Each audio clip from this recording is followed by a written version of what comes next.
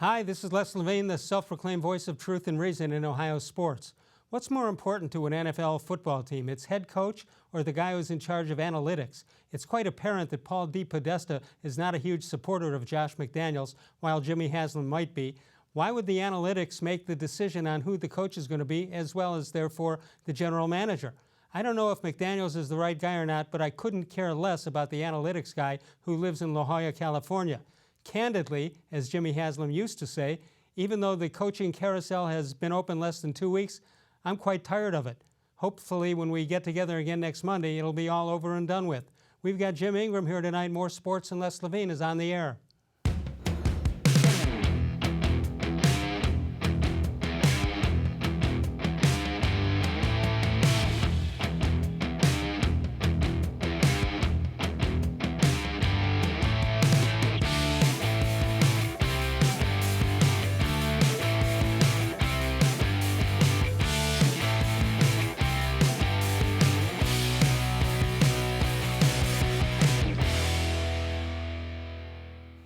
From the worldwide headquarters of More Sports and Les-Levine, it's a Thursday night. Good evening, everyone. Welcome once again to More Sports and Les-Levine into its 24th consecutive season and seen exclusively on cleveland.com. Jim Ingraham is here.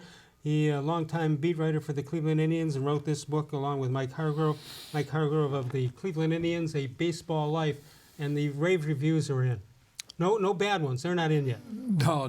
We're not accepting bad reviews. You know, I meant to ask you, and you've been doing book signings with Mike Hargrove and without him. Did you find out, you cover the Indians on a daily basis, and mainly this, of course, from 94 to what year, 2001? When was it? More like 2009, I think. Okay. Like okay.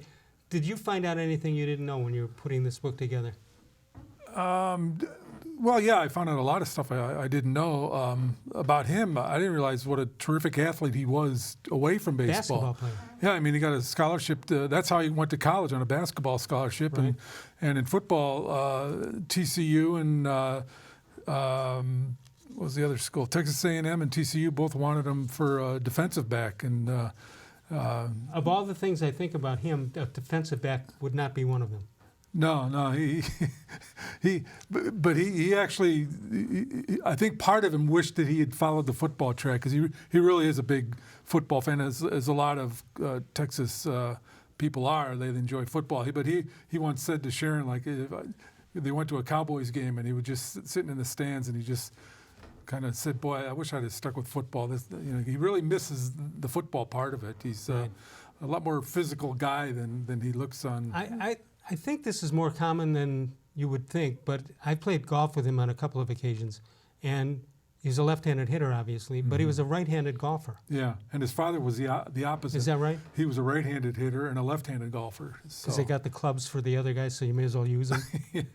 His father was a really good athlete, by the way. They played together, actually, on a fast-pitch softball right. team. And when Mike was like 13, and he's playing with these 20 and 30-year-old guys, and but he said, he was the first baseman. His dad was the third baseman. All right, this book on sale, Amazon.com, as well as the bookstores, and call Jim. I'll give you his cell phone number before he leaves tonight. I'll hand deliver it to your house. Yeah, absolutely. 216-575-0403 is the number to call. You following the Browns' pursuits here, or lack of pursuits here? The Browns. Are they looking for another coach now? Yes, they are. Yeah. Here's the thing with the Browns. I think we're almost to the point with the Haslams of the whatever phase now, where they don't have a coach, so fine, just go find another one. Let us know when you have them. Right. It's like you're sitting in your house in the summer with the windows open. You hear the guy next door trying to start his lawnmower, pulling the string. He can't get it started, and you're just listening to this. Oh, it's just like background noise as the Browns trying to interview a bunch of coaches and hiring one, and then I made a suggestion to the guy who prints the signs. The schedule, the Browns schedules. Yeah. It'll go week 1 through 16, and I think for next year they should put week 17 coaching search. Yeah, that's part of the yearly calendar for them now. All right, so what do you think of it? We'll throw out some names here in a minute, but what in generalities, what are you thinking? Well, I mean, how can anyone have any confidence that they're going to get the right guy? I mean, it's like this will be the 6th one in their 9 years of owning the team, so there's no reason to believe they're going to get the right guy, but maybe there is because they've gotten 6 wrong guys. So now the law of averages got to be working here now. Yeah, but you right? also are in a position, and I don't know who the head coach is going to be, but the coordinators aren't around anymore, potentially. Yeah, which may or may not be bad or good. It's like, you would think that a few of them will probably be held over by the new coach, wherever he is, but there tends to be a pretty big turnover in the assistant coaches, too, when the head guy gets let go. You know, I have a friend who said he thinks the reason they don't have a head coach yet at this point is because the coaches don't have confidence, potential new coaches don't have confidence in Baker Mayfield. And I think it's as much the other way around, that potential coaches don't have enough confidence in the Haslam ownership. Oh, yeah, I would say absolutely. I mean, I think Mayfield, despite the bad year he had this year, I don't think that people are writing him off now, but the Haslams, with this endless search for the right coach, there's plenty to be skeptical about their ability to ever find that person. Well, I thought Dorsey had it made here, but apparently not. Yeah, one bad, there was a colossal miss on Kitchens, but I still think their roster is much better it is now than before he took over. And if I would have just kept him and just said, yeah, it was a terrible miss on Kitchens, but you've gotten this roster. It's a playoff roster, I believe, right, with the right coach. And now, to just get rid of him, because you almost got the feeling that when they agreed to let Dorsey to hire who he wanted, that if it didn't work, they were almost said to him, well, you can have Kitchens, but if this doesn't work, there's going to be some repercussions. You'd also, and I know when Dorsey came here, and there was a decision on what they were going to do as far as interim coaches and regular coaches and all that stuff. One would assume that Dorsey had in his, I don't know why I say hip pocket, I guess that's a fashionable thing to do, but in his pocket you would think he'd have a list in order of who he'd want as a head coach, and it's hard to believe that number one on his list would have been Freddie-Kitchens. Oh, I don't think, there's no way it would have even been on the list, much less number one. But after what happened last year with Kitchens and the way the offense improved when he was calling the plays, I think he shot to the top of the list, and probably Dorsey reacted like the fans did. They got all excited about that, and he got caught up in the whole thing and said, well, yeah, let's make this guy the head coach. Well, he shouldn't have. No, he's not supposed to react the way the fans do. They're supposed to be the trained professionals. Well, I'm convinced that Freddie-Kitchens would throw the challenge flag because he was a fan. He was hoping that the call was wrong.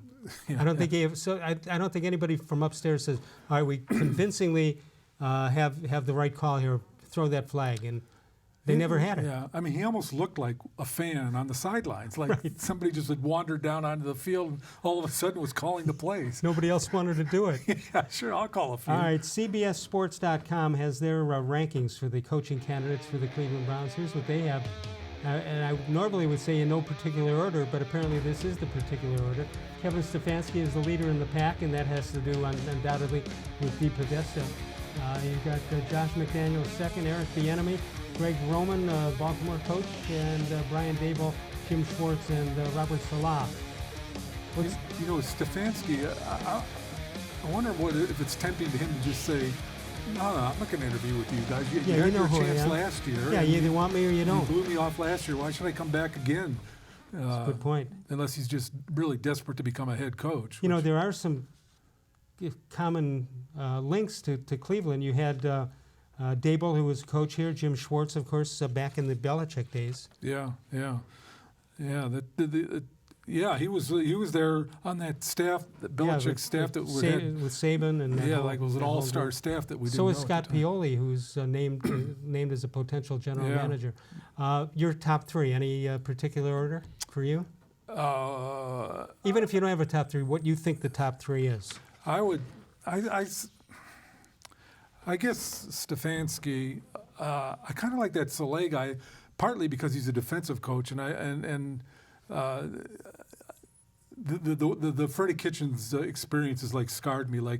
Thinking, I thought this before Freddie, but I don't think it's a good idea to have the head coach trying to call the plays too, because there's just too much. Especially when it's a rookie head coach. Yeah, a rookie head coach, especially. Yeah, so Saleh's a defensive coach, and I don't know if typically those guys that are head coaches also call the defense, but it might be refreshing to get somebody on that side of the ball and let the offensive part of the team be run by the offensive coordinator. How surprised were you when word has come out of New York that Freddie-Kitchens is going to be interviewing for that offensive position with the Giants? I don't believe it's for the offensive coordinator, but somewhere on the staff. Yeah, fairly surprised. I mean, it's that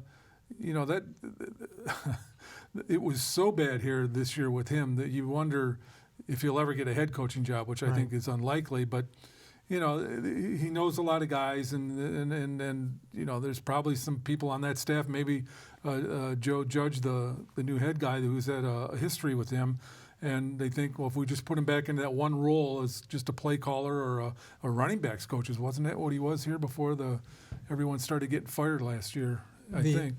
No, he was the running backs. Yeah, running backs coach. So maybe if you just put him as a position coach, maybe he can still do that. Right. But clearly, the head coaching thing just overwhelmed him. Well, there's part of you would say, well, why doesn't he just sit back and take the 2 years' worth of money for sitting it out? But I think the longer you sit out, the more you're out of the loop. Yeah, I would think. Yeah. That was actually Hargrove wanted to. After he left, the Indians got rid of him. He went to Baltimore almost immediately because he didn't want to get out of the loop. For example, Sandy Alomar, who for a while there was a hot candidate for all the openings. Not anymore. And not anymore now. You have that little window where teams are interested in you, and then sometimes it just disappears. Hargrove went to Baltimore and to Seattle. Was the dream job Texas after leaving Cleveland because he's from Texas?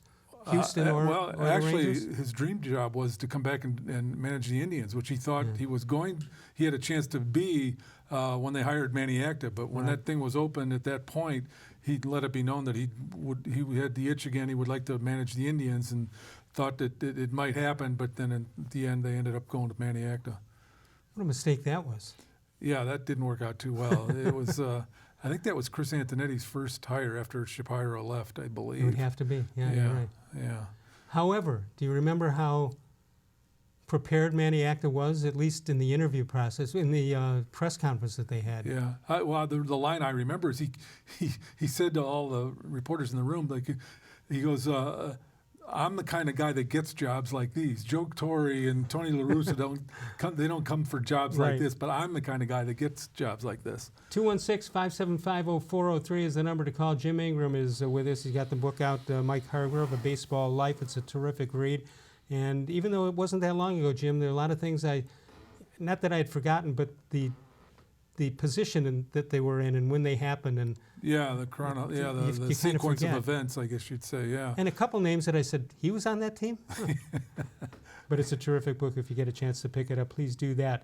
We've got a Facebook. Well, you can follow us on Facebook, facebook.com/more-sports-and-les-levine. New content posted each and every day. Coming up, we'll talk about Francisco Lindor. If you're an Indians fan, you might want to hear this. We'll be back in a moment. More Sports and Les Levine, seen exclusively on cleveland.com. Presque Isle Downs and Casino has sports betting. Use one of our 50 state-of-the-art Bet America kiosks to place your bet and watch your favorite games on one of our many HD televisions or visit our sportsbook area. Only at Presque Isle Downs and Casino.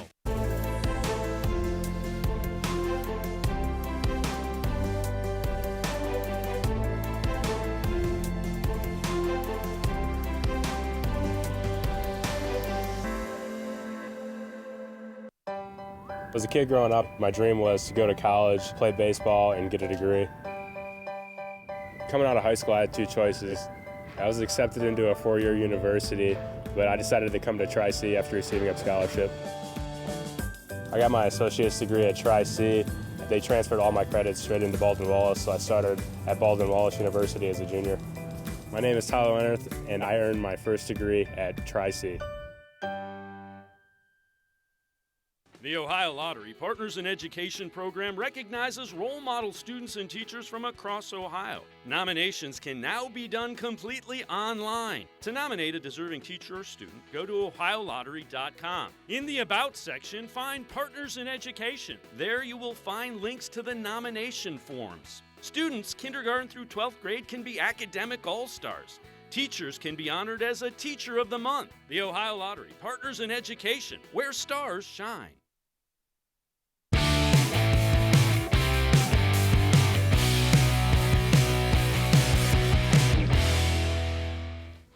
This portion of More Sports and Les-levine is brought to you by Northeast Factory Direct. Let's take a look at the birthdays for today, January 9th. Bart Starr, one of the all-time greats. Star Dowler touchdown. Remember that call, Ray Scott? Voice of the Packers? Yeah, the minimalist announcer. Yeah. Stand Up and Shout, born in 1947. Otis Nixon, Muggsy Bogues, Chad Ochocinco, and Antonio Callaway. I think the Duppin shots, they had several athletes, I think. That Well, were they shortened the name for somebody, Stand Up, I remember. Yeah. I remember those Duppin shots were all over the place in various sports. No, you're thinking of Dippin' Dots. Well, the Duppin shots enjoyed Dippin' Dots after games to quench their thirst. Right, they sure did. I hope that this is not for LeBron James purposes and selling tickets to make you think he's going to be here. You know how the Cavs did that? They made you buy tickets before you knew if LeBron was going to be here the next year. Yeah. So you had to commit. Chris-Antonetti was talking about Francisco Lindor, and he said, "I still have every expectation that Francisco will be our shortstop on opening day. I'm more confident today in saying that. More of the offseason has passed. It's still our expectation." Now, he didn't say anything about Game 2. He did say opening day. Yeah. Well, you know, if I was an opposing general manager that really loved Lindor, I would have called Antonetti today and made an outrageous offer to try to get him to make that trade. And one day after he said, Right. as far as, please disregard everything I said yesterday. We was only just kidding. traded him for 8 players or something. How about my way to help the Indians sell tickets? Ready for this? Okay. Opening day is going to sell out, even though it's in March. Right. It's about the Ides of March. Is that when the opening day is? Yeah. It seems like it. Right after St. Patrick's Day. All right, that's going to sell out no matter what. But Game 2 is going to have 8,000 people. Why don't you forego the opening day festivities and make them Game 2?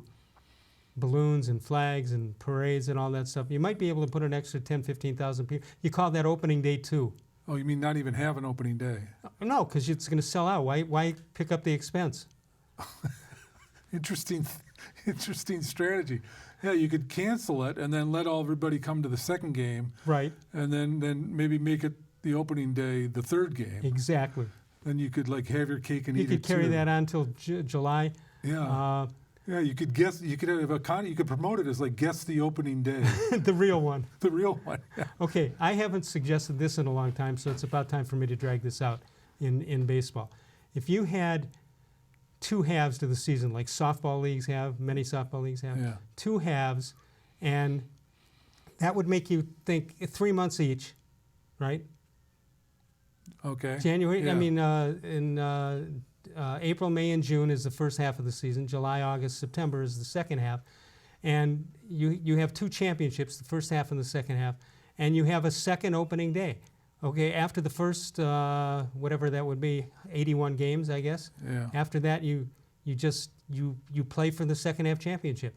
Teams that are lousy will get a second chance, and fans will always buy into that. Well, I think teams that are lousy in the first half are probably going to be lousy in the second half. Yeah, but they won't finish as many games out in the second half as they would the total year. Yeah, that's true. I'm not a big fan. They do that in the minor leagues, I think. I know they do. A lot, but All right, it's not my idea necessarily. okay.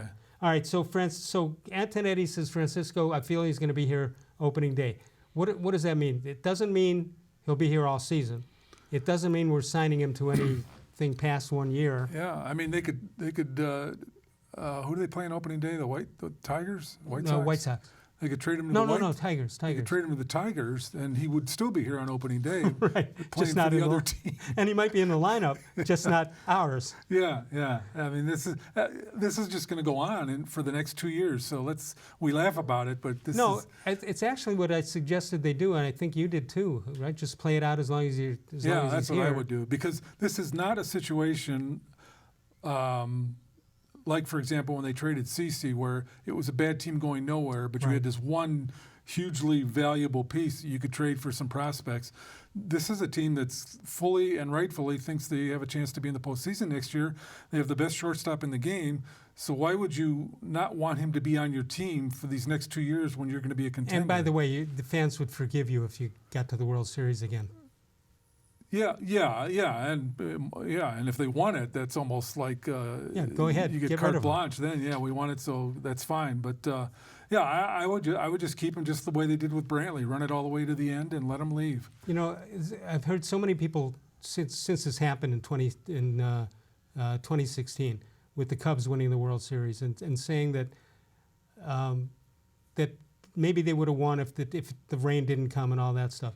I happen to think the whole franchise shifted when the strike came along in 1994, because I think they were on their way to win to be in first place, at least in their division, in August, and by canceling the World Series, they took away the home field advantage that the American League team would have had in the even year, 94. Yeah. And they shifted it so the next year when the Indians played Atlanta, the Indians did not have the home field advantage because they changed it because they canceled the series. Yeah. So if they had won, maybe if they don't have the problem with the strike in 94, let's say the Indians win that, and even if they don't win it, maybe 95 they do, and 97 maybe they do, that changes the entire franchise. I don't think in 95 the problem was as much the home field advantage as it was the 3 Hall of Fame starting pitchers the Braves had and the strike zone that was like the width of this table. Yeah. I mean, that made it impossible to hit. In fact, in the book, there's a part where John Hart talks about when they went into that World Series against the Braves, they were afraid of that very thing because in the NLCS, the Braves beat I think it was the Reds, and they were getting strike calls that were just outrageous, and they were worried that was going to happen with the Indians hitters, and sure enough, it did. And at one point, Baerga came back to the dugout and said to Hargrove, "We can't reach those balls that are being called strikes, and what are we supposed to do?" And unfortunately, they didn't do much, and they lost in 6 games. Did you ever go back in years after to watch that game again to see if it was as bad as you really thought? Yeah, it was. Yeah, it was. Eric Gregg was the umpire that stuck in my mind. I think the game that they clinched against, I think it was against the Reds. I mean, he was calling balls that were like 3 feet off the plate, and it wasn't up and down. It was wide like this. So like he was. Yeah, and it was really. And if there was any pitching staff or starting rotation in baseball that didn't need that kind of help, it was the one with Smoltz, Maddox, and Glavine. And they figured it out, and they stretched it out even further. Yeah, they would throw it further away from home plate. If that's a strike, let's go out another ball and then another one. Until they stop us, we're going to keep doing it. Yeah, we'll just see how far we can expand it. So 216-575-0403 is the number to call. Jim Ingraham is with us. And we'll come back. We'll talk about the White Sox because I think they're the team to beat in the Central Division. We'll talk about that and more. Northeast Factory Direct, east, west, and to the south. South, of course, in Macedonia. West is West 140th Street and the B&B Appliance, the old B&B Appliance store in Euclid. That is the east side location. Check them out, and before you go anywhere, check out the website, which is northeastfactorydirect.com. You're going to find out why they're able to save you plenty of money. Most of the items half price or less if you check it out at Northeast Factory Direct. They can do it because their expenses are so low. The rent is about 1/10 to some of the big box stores in this area, and they pass the savings directly on to you, which they've been doing since for the past 20 years. Started it in a garage, one garage in Lakewood, one piece of furniture. Alex sold that, and it's been nonstop ever since. NortheastFactoryDirect.com. Coming up are the White Sox, the team to beat. Your thoughts when we continue. More Sports and Les-levine exclusively on cleveland.com. Celebrate Naturestone's 30-year anniversary with a free Naturestone floor. During 2020, we will be giving away 30 free floors to 30 very lucky customers to say thank you for making Naturestone the best concrete flooring solution for garages, basements, and more. Call or visit Naturestone.com today to register to win, and we'll send you a copy of our new buyer's guide absolutely free. There's no purchase necessary. Winners will be chosen monthly. With over 30 million square feet installed for more than 60,000 customers, it's easy to see why I always say, it's not just a floor, wow, it's Naturestone. There are tastes we remember. Every smell brings the happiness of times gone by. Experience this every time you walk into Gallucci's Italian Foods. Whether you need lunch on the go, a catered party, or that perfect blend of wine, meats, and cheeses, Gallucci's has exactly what you're looking for. Straight from Mama's Kitchen for old world traditions or original experiences. From the tastes you remember to new flavors you'll never forget. Gallucci's is a tasty branch of your family tree. When it comes to selling you a mattress, most retailers are handing you a long line of extra steps that drive up costs and create confusion. At the Original Mattress Factory, we simplify the mattress shopping experience by building mattresses and box springs in our own local factories and selling them direct to you. It's short, sweet, and simply makes sense. So experience more than just the mattress store. Experience an original, the Original Mattress Factory.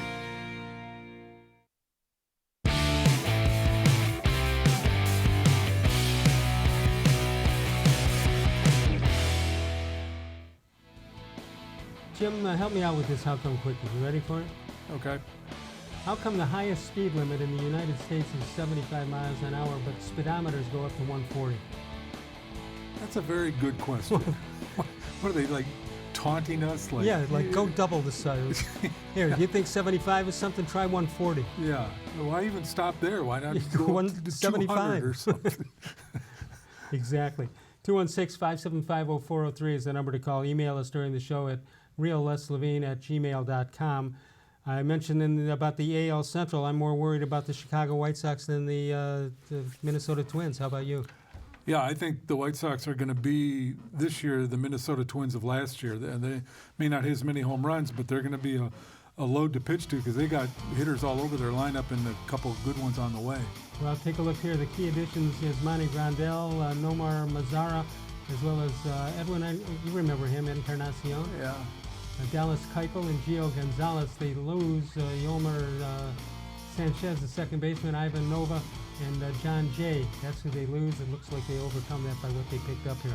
Who's, well, we all know Encarnacion. He should hit from that, right? He should what? He should hit for them. Yeah, I would think so. Yeah, he's hit everywhere he's been. And, you know, they got Tim Anderson almost, or did he win the batting title last year, the shortstop?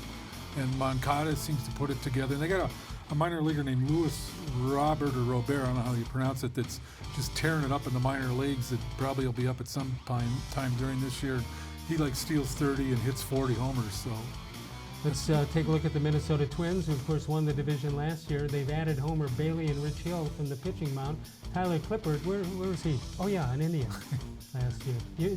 Does that hurt? I don't understand that at all. I mean, he signed for like $2.5 million with the Twins. Right. The Indians couldn't afford that. He was statistically their best reliever last year, and they just let him walk with no attempt to keep him, apparently. Alex Avila continues to make the tour of the Central Division.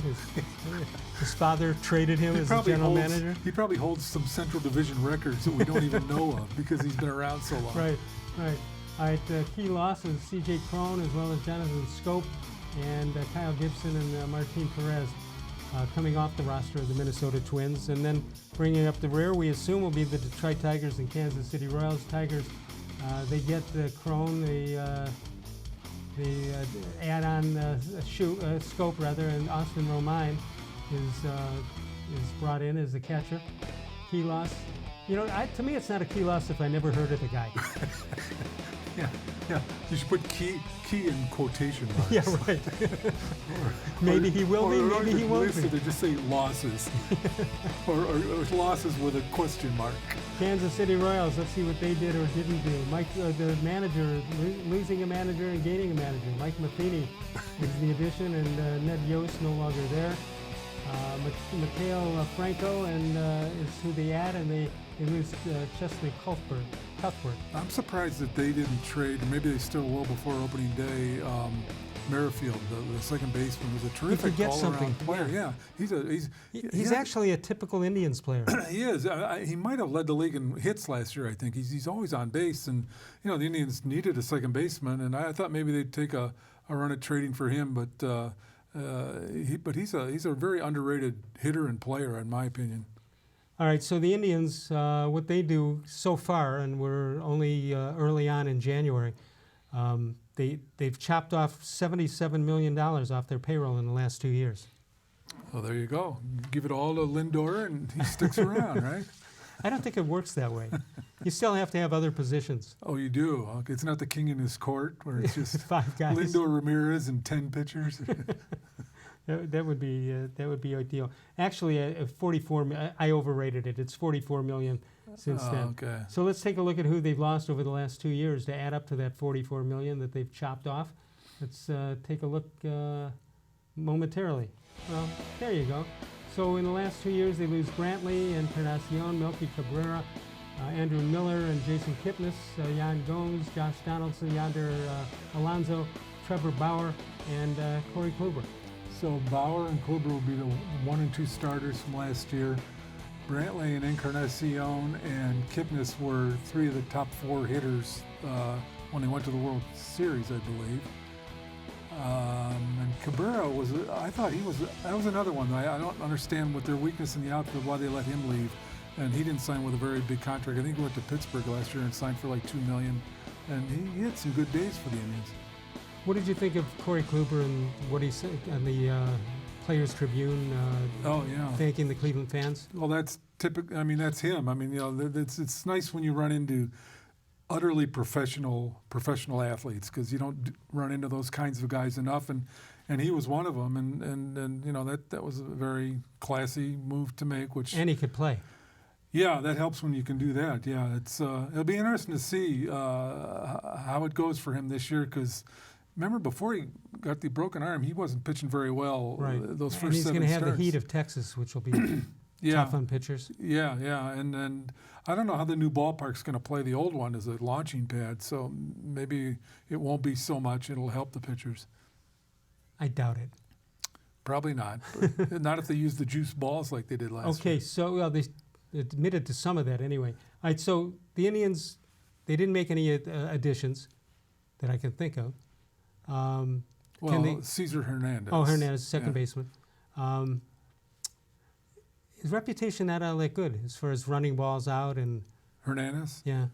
I've never seen him play much, but he's got pretty decent numbers. I mean, he's not a star, but he's a seems to be a pretty solid everyday major league player. Would you revisit Yasiel Puig? I wouldn't. Maybe they will if he doesn't sign with anybody, and it's, like what they did with Carlos Gonzalez last year. They brought him in after camp began, and if Puig can't find anything, maybe if they could give him 1 year and what he made last year, they might take a look at him. But there's just so much baggage there, and I still cannot get out of my head the game in Minnesota where he hit the ball back to the mound and walked right to the dugout. Yeah. This was a key, important game late in the season against your number 1 rival, and you just quit on your teammates. And he's playing for the contract. Yeah. You would think. That too. And he just walked to the dugout. And I was stunned, as much as I think Terry Francona is a Hall of Fame manager, I was stunned that he didn't take him out. Right, so if the Indians don't make another deal, obviously they're pretty loaded in the pitching department, starting pitching anyway. Yeah. Can they stay competitive and make a run for it? Yeah, I think they can. I mean, they are very loaded in the, even though, Bauer and Kluber are now gone, but, Clevenger's an emerging star. Bieber was the MVP of the All-Star game last year, and if Carrasco can get back to close to what he once was, that's 3 solid guys at the top. And you're talking about Carrasco as a starter. That's their what plan. You think it'll be? Yeah, they've said that they're going to take him to camp and build him up to be a starter and then see where it goes. But I think they can still contend. I mean, we have to assume that Ramirez is now over that, whatever that was, the last part of 18 and the first part of 19. He sure came back at the end of last season. Yeah, he came back and looked like his old self. And if he's his old self, and Lindor will be his normal self. Right. So you got 2 big bats there. You got bats in the whole infield has bats. Yeah, that's true. And Santana's Mr. Consistency. So, again, you don't have to have the best offense in the league with that pitching, but you have to be pretty respectable, and I think they have a chance to be that. And Hand has to be your closer, at least in the beginning. Yeah, although I'll tell you what, this Class A that they got from Texas in the Kluber trade sounds like he's a closer in waiting. I mean, when you average 100 miles an hour on your fastball, you don't wait long. That gets a lot of attention. Yeah. 216-575-0403 is the number to call. You can email us during the show at rio-les-levine@gmail.com. Northeast Factory Direct, East, West, and South. They've got them. They're going to save you plenty of money at half price or less for the most part. Just as good as the big box stores all throughout Northeast Ohio, except they're going to save you, hopefully 50 to 60 to 70%. It's all at northeastfactorydirect.com. Sokolowski's University Inn. Haven't been there since, let me think about it. Oh, this afternoon. I forgot for a minute. I've It's set not the like Joe you to wait that long. No, I've set the Joe DiMaggio record, 128 Thursdays in a row at Sokolowski University. And there's no place better for lunch, I can tell you that right now. 11 to 3, Monday through Friday, and Friday and Saturday nights for dinner. Mike and Bernie Sokolowski's University Inn. We'll come back in a moment. Jim, I want you to put your thinking cap on. What should the commish do to the Boston Red Sox and the Houston Astros after allegedly, do we have to use the word allegedly cheated, or just that they did cheat? I think the fact that it sounds like they're guilty of something. They did something. I think we can strike alleged. All right, very good. We'll take the alleged cheating scandal away. What should they do about the cheating scandal? More Sports and Les-Levine continues exclusively on cleveland.com. As a kid growing up, my dream was to go to college, play baseball, and get a degree. Coming out of high school, I had two choices. I was accepted into a four-year university, but I decided to come to Tri-C after receiving a scholarship. I got my associate's degree at Tri-C. They transferred all my credits straight into Baldwin-Wallace, so I started at Baldwin-Wallace University as a junior. My name is Tyler Leonard, and I earned my first degree at Tri-C. The Ohio Lottery Partners in Education program recognizes role model students and teachers from across Ohio. Nominations can now be done completely online. To nominate a deserving teacher or student, go to ohiolottery.com. In the About section, find Partners in Education. There you will find links to the nomination forms. Students kindergarten through 12th grade can be academic all-stars. Teachers can be honored as a Teacher of the Month. The Ohio Lottery Partners in Education, where stars shine. It takes attention to detail. With your local Bryant dealer, you're getting more than just a technician. You're getting someone who pays attention to your needs and the little things that make a big difference.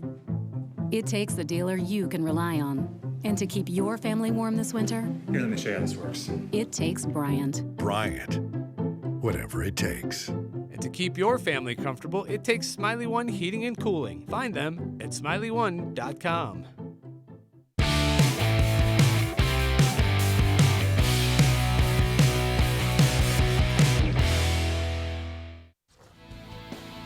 Let's take a look at this day in sports history. Jim, January 9th, 1991, a special committee of MLB authorities. How do you become an MLB authority? They officially banned Pete Rose from being elected into the Baseball Hall of Fame. So that's 20 years ago, almost. Have you changed your thought? No. I mean, I'm not. The steroid guys were bad enough, but when you're a manager of a team and you're betting on your own team to win or lose. Well, people use that as the reason to say, well, what's wrong with that? Well, what's wrong with that is you can blow a guy's arm out pretty well. Well, yeah, I mean, nobody has a bigger say in how a team performs in a given game than the manager. Right. And if he's got money on the game one way or the other, I mean, and there's a sign on every clubhouse door in every major league clubhouse saying no betting, and if you bet, you suffer the consequences, and this is the consequences. I have a friend who claims that on the Ray Fosse slide into home plate by Pete Rose into Ray Fosse, he claims that Rose must have had a bet on the game because nobody tries that hard in an exhibition game. Well, except they did back in those days. I mean, they really tried to win. Yeah, and they played full games. Yeah, I mean, it wasn't unusual for the starters to play most of the game. And, right. You didn't have like 8 pitchers in each game like they do now. They're like maybe 3 pitchers would go. It wasn't unusual that guys would pitch 3 innings. Yeah, I mean, they took it really seriously. I mean, the American Leaguers really wanted to win. The National Leaguers, part of it was because players didn't change teams as much as they do now in free agency, and they hadn't seen the other team. Yeah. The other teams hadn't seen them. Yeah, and you were a National Leaguer or you were an American Leaguer, and they didn't like each other in a lot of ways. That's the way it should be. Yeah, it's good old-fashioned competition. Whatever happened to those days? Let me just jump back to the Indians here, and they had the one trade with Hernandez. What would they be looking for? Well, right-handed power. Yeah, the outfield's still unsettled. I mean, they're going to try to make Reyes into a right fielder, which hopefully he can do. But even if that succeeds, then who's the DH? You've got one. They need one more bat, in my opinion, in the lineup somewhere. He's so good he could be the right fielder and the DH. Yeah, you could bet him twice if the other team doesn't notice. Yeah, like you wouldn't notice that guy. You could change uniforms, like. But yeah, I think it would be nice to have one more bet you can depend on because he can catch an average fly ball, right? I believe so. Yeah, I mean he played left or right field for the Padres before that trade to Cleveland. That's probably why they got rid of him. I mean they don't want him to be Roberto Clemente out there. They just want him to catch fly balls that are hit to him. Right. That's basically it. Which you would think most major leaguers should be able to do. Yeah, because they're the highest paid baseball players in the world, right? Or something like that. I mean, you and I can catch a little fly ball. Who, if you don't have to move, yeah. Who would you like? Is anybody out there that's available that you'd like to see here? I guess Marcelo Osuna's out there. He's had some good years, but you know, the players that can move the needle are players that cost money, and they don't want to spend money, so that makes it a little bit tough. They got to kind of depend on. You know, maybe they'll bring up like this kid Daniel Johnson, who they got in the Gomes trade 2 years ago. You know, he's put up good numbers in the minor leagues. He has some power. He has some speed. Maybe he can be a guy.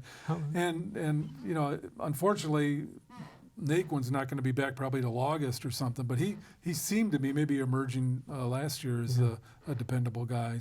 How close is Nolan Jones? Third baseman. Yeah, third baseman, or maybe an outfielder. Probably more of a likely an outfielder since Ramirez is going to be at third. He could be this year, like in the second half of this year, if he had a really good year at AA or AAA. But probably next year more realistic for him. Explore your interests and find a program that puts you on the path to a bright future. It's Tri-C that has over 1,000 courses and over 141 career and technical programs. Go to tri-c.edu to find out more information. Jim Ingraham and I return in a moment. More Sports and Les-levine exclusively on cleveland.com. We'll take a look at the Astros and the Red Sox and what the commish should do about those two teams. Get Nature's Stone and never replace your basement flooring again. Your concrete is uneven, damp, and not healthy. Carpet and tile don't last, breed mold and mildew, and give worthless warranties. Nature's Stone permanently corrects uneven concrete and is not affected by dampness or moisture. And with Russell's Promise, our true unconditional warranty, there are no hidden maintenance costs. Act now and save up to 50% with our volume discount pricing. Must be installed by the end of January. Schedule your free cost estimate easily online today at naturestone.com. It's not just a floor. Wow, it's Nature's Stone. When it comes to selling you a mattress, most retailers are handing you a line. A long line of extra steps that drive up costs and create confusion. At the Original Mattress Factory, we simplify the mattress shopping experience by building mattresses and box springs in our own local factories and selling them direct to you. It's short, sweet, and simply makes sense. So experience more than just a mattress store. Experience an original, the Original Mattress Factory.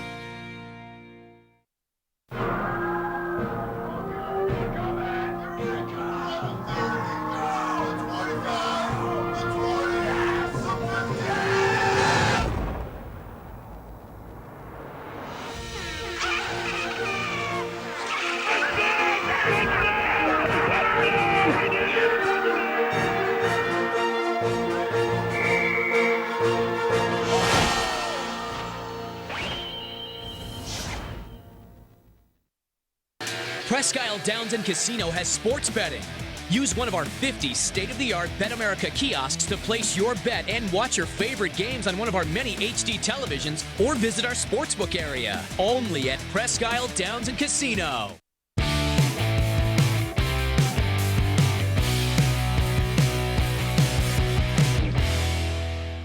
Jim, let's take a look at this date in Les-levine sports history, January 9th, 1964. Les had a backcourt teammate who had his points per game average figured out before he got back over half court. Fortunately for him, the three-point shot hadn't been invented yet. Wow, he was a math major. He was very good in math. Majored in math. This week in review, we go back to 2020, which is just a couple of days ago. Les has said we'll wait till next year for 56 consecutive years. Well, darn it, it's next year already. How many next years we got to have? Yeah, well, I mean, you have no choice but to We wait have to till wait. next year. I mean, you don't Can't just wait say, till last year. Hey, next year, get over here. You go in it short. And then you have this one. 1959, Jim. Les had a grandmother who played cards, hosted card games at her home. Les noted that before the guests arrived, his grandmother would put mirrors at angles behind the players' chairs. Wow. Now, a lot of these are loosely based on truth. This was true. And so they left probably pretty quickly after the They game never started. figured it out. They never figured it out to this day. Really? Wow. You'd have thought she'd have won money. You would have thought she'd won money, but no. Les turns down the opportunity to be head coach of the Cleveland Browns before there are no legitimate candidates still left. I don't care what they say, Jim, I'm not taking it.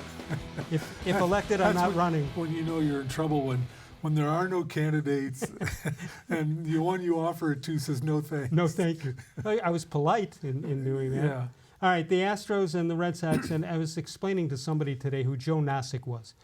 What is Joe Nasick from Euclid, Ohio, most famous for? Stealing signs. Stealing signs. He made a career of it. The old-fashioned way. The old-fashioned, the way it should be. Yes. All right, so cheating has been a part of baseball forever, right? But this is that honest cheating as compared to what the Astros and the Red Sox have done? Yeah. Like for example, the way the pitchers, most of them put pine tar on their glove to get a better grip on the ball. Right. Everyone seems to acknowledge that that's okay. That's why no one ever complains about the other team doing it because they're all the other doing it. team's doing it. But the Astros and Red Sox cases, this is like illegitimate cheating. So this is a big deal. And it sounds like they're going to really come down hard on both those teams. And how about Alex Cora? He was the coach of the Astros and the manager of the Red Sox when all of this happened. I always wondered about cheating and things like that, that when guys get traded or they sign free agent contracts, somebody knows. Somebody's going to say, hey, when this guy's... in your book with Mike Hargrove, you're talking about the Indians were onto somebody, I forget which pitcher it was, that Benitez of the Orioles gave off what pitch he was going to throw. That's legal cheating? Yeah, it is legal because they had guys that just stole the signs. I mean, it takes a little bit of patience and a very intelligent sign stealer, but it can be done. But now, when you're doing it electronically, and the thing with the Astros and the Red Sox, especially the Astros, who I think they showed some replays of it, like they're just banging on the roof of the dugout with the bat. I mean, it's not even subtle. and then they're pitches that should be swing and miss pitches. The Astros guys are hitting them 500 feet. So right. But your friend and mine, the late Bob Feller, he brought the USS Alabama. What did he bring? The mirrors and they use it out in the center field bleachers. Oh yeah, I didn't know that. I mean, well, supposedly the Giants, when Bobby Thompson hit the home run, the Giants had someone in the scoreboard that whole series at the Polo Grounds too. So you weren't aware of Bob Feller allegedly? No, not allegedly. It's common knowledge. Well, it is to me now. Now it is. I hadn't heard that one. All right. So what should they do? Here's what I would do. For the coming season, once every series, the other team gets to cheat against the Astros and against the Red Sox. So every series they play, there's going to be one game somebody's cheating where again. The other team is allowed to cheat. Cheating, bring it on. Yeah, and the Astros and Red Sox are not allowed to cheat. The other team is. Do you think they would know if the pitcher on the other team threw the ball from 48 feet to home plate? Do you think they'd catch that? I don't know. That would be a test case, I guess. It's a good idea. All right, let's take a look at our Facebook question of the day. What should be the punishment for the Astros and the Red Sox? Glenn Berger says, I like the D-Man's idea from yesterday's show. Have the Astros and Red Sox begin next season with 8 losses each. Yes, this is off-the-wall thinking, but so is their cheating and modern-day technology. Both teams would total 170 games in the one-loss column, and MLB would be able to work around this one-time anomaly. Any thought on that? Well, they were so brazen about it. I think that earns them some really extra heavy extra bad points. It's almost like they were arrogant about what they were doing. Like it didn't matter. They knew they were cheating, but they didn't care. Maybe they should make the New England Patriots play baseball one game and make these guys play for the Patriots because they cheated too. You wonder if Belichick was advising them on how to pull this off the Red Sox. Well, yeah, it's not a far drive. Larry Pantages, 19 years ago, it was revealed the 1951 champion New York Giants cheated too. MLB can't be like the NCAA and vacate anybody's title. Just put up a plaque in Cooperstown that forever tells the truth about what happened. Dennis Davis says 5 years of first-round draft picks lost. No big deal in baseball, is it? I think it would be, yeah. It might be something like that, actually. How about this? How about loss of any home field advantage in any playoff series for 5 years? this is a big deal and should have serious implications. Yeah, that would be another good choice, I would say. We're going to take a break. We'll come on back in a moment. We'll check out some How Come Quickies and get your thoughts about anything else. The last chance to talk about the Browns coaching situation until we get back here on Monday. We also have the voicemail of Truth and Reason.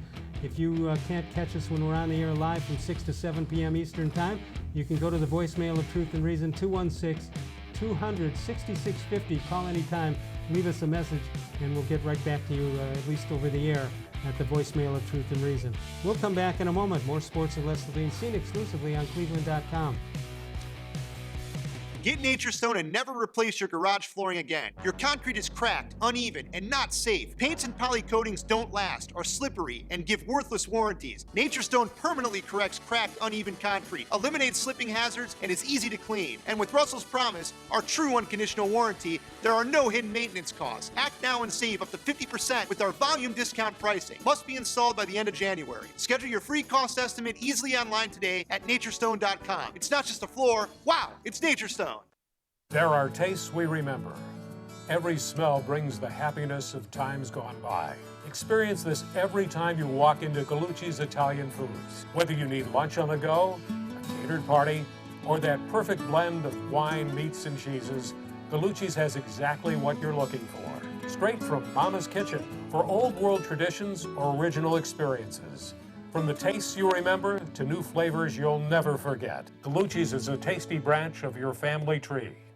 The Ohio Lottery Partners in Education program recognizes role model students and teachers from across Ohio. Nominations can now be done completely online. To nominate a deserving teacher or student, go to ohiolottery.com. In the About section, find Partners in Education. There you will find links to the nomination forms. Students, kindergarten through 12th grade, can be academic all-stars. Teachers can be honored as a Teacher of the Month. The Ohio Lottery Partners in Education, where stars shine.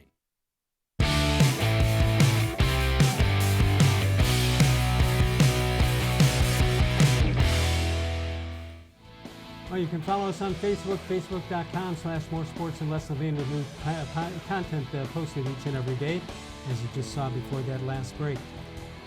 All right, Jim Ingraham is here. You got your pen ready here, Yeah, your Sharpie ready to go? Yeah. By the way, somebody emailed me, wanted to know when I'm on 92.3 The Fan next. That'll be next Friday, a week from tomorrow from 10 until 2, and then the following Monday, and that'll be from 11 to 3 on 92.3 The Fan. You, of course, know about the Iditarod, right? Yes. There's no place like Nome. Anyway, that's the dog race. Toledo Mike says, how come the trees are so far apart in Siberia that the dogs have to be really fast? That's a 5. That's a 5.0, yeah. This from Bruce, no last names. How come new Cora warranties are 36,000 miles, or when the Indians trade away a Cy Young Award winner, whichever comes first? They're pretty good at sending away... 5.9, I think. 5.9? Yeah. All right. This from Mr. Gullible. He sends in a twofer. How come people who are afraid of picnics are basket cases? That's too much of a stretch, I think. 4. How come I threw a boomerang yesterday, now I live in constant fear? That's a little better. Yeah, I'll give that a 6. Timing. Timing is everything. Let's see. Come on. You can do it. You can do it, boy. Come on. There you go. All right, this from John Patrick. How come people say, or people who say money can't buy happiness have never paid for a divorce? That is not nice. No, but it's funny. It is funny, but it's not nice. Solid 7. Solid 7. Speaking of boomerangs, yeah. Didn't the Aborigines or whoever that's from Australia, I think it was invented down there, didn't they used to hunt with boomerangs? I think so. How could you possibly hunt with something that you can't throw where it doesn't go where you throw it? Sort of like certain fastballs that certain pitchers have. I mean, you'd have to see an animal behind you and right. throw it the opposite direction way, and then duck and really hope for quick. The best. Yeah. I mean, that would seem like a cruel trick. Without giving away the one of the key moments of your book, in which we will show right here, Mike Hargrove, A Baseball Life by Jim Ingraham and Mike Hargrove, and Sharon Hargrove. Sharon Hargrove makes appearances throughout. Tell me what Jared writes fiance was doing in Game 7? She appeared according to Sharon, she appeared to be more a debutante than starting pitcher in Game 7's baseball wife. And Sharon told her, in the book, she says, it's something like, I've been in the game. You go, I didn't look like this when I got into the game. This is a tough game. You got to realize that your husband, your fiance's getting ready to pitch Game 7 in the World Series. The whole world is going to be watching. You don't need to be blabbing to everyone and checking your makeup and fixing your jewelry and everything. This is like the most important game of all of our lives. All right, let's go back to one thing, and I don't want to mess up the plot here, or the key story factor. When everybody thinks of Mesa blowing Game 7 against the Marlins, I don't think Fernandez, the second baseman, gets enough credit for not making a play he should have made. What do you think about that? Ground ball, runners on first and second, ground ball between first and second. They're not going to get a double play, but they got to get the lead run. At home. At home. Yeah. Right, at home. With all the pressure on that, yeah. But everybody thinks of Mesa on that. But on the Mesa thing, the gripe fans should have is the fact that he kept shaking off the signs. And Hargrove finally said, well, if he has that much conviction, go ahead and let him throw it. And he did. And that was the one that ended up being Council's sacrifice fly that tied the game. Correct. And they had, Johnson, the catcher. Charles Johnson, yeah. And they had a 0-2 or 1-2 count on him. They thought they would strike him out with a slider. And he wanted to throw a fastball. All he wanted to do was throw fastballs. And Hargrove's reasoning was, I'd rather have him throw a pitch he's committed to than throw my pitch when he's only half-heartedly throwing it. And that game, like throughout, there were all these pivot points, that pressure points that happened, and most of them went, as we all know, against the Indians. And it's such a low-scoring game and all. Yeah, it was. I mean, the way you wrote it, I just kept thinking of that ball just going off Nagy's outstretched hand. Yeah, it was the most excruciating way to lose. Like, even as bad as the loss to the Cubs in 16 was, this was even worse. It was the first time, and it might still be the only time, that a team went into the ninth inning of Game 7 of the World Series with the lead and didn't win the World Series, which is, I'm pretty sure it hasn't happened. Yeah, you wouldn't think so. It was just, It's funny because I remember that game. I had one of the MVP votes for the series, but the bottom of the ninth is getting ready to start, and the MLB representative gives me my ballot, and I said, okay, here I filled it out, and I put Chad Oji on it because he won 2 games and got a couple of hits. I said, now if the Indians don't win this, I'm gonna have to change this, and she said okay, and she left, and so then everything happened, and everybody's furiously writing in the press box. And about an hour and a half later, she comes back real meek and says, excuse me, would you like to change your MVP vote? And I did, and I think I changed it to it was interesting because the Indians had the lead at the time, and if you went down to the dugout, or the clubhouse rather, John Hart was told to go down there. MLB said it's an MLB thing that the general manager should be there, and they assumed they were going to win. Yeah. Dick Jacobs came down, right? Tom Hamilton, everybody was there. Yeah, Hamilton was setting up the broadcast, the post-game show, and each and every one had the same. When they saw the plastic to cover up the lockers, the stage with the trophy there. They all had the same reaction. No, this is.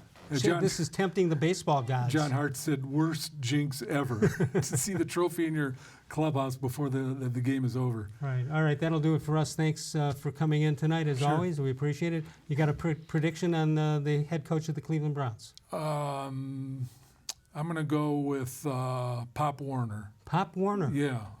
The 4th.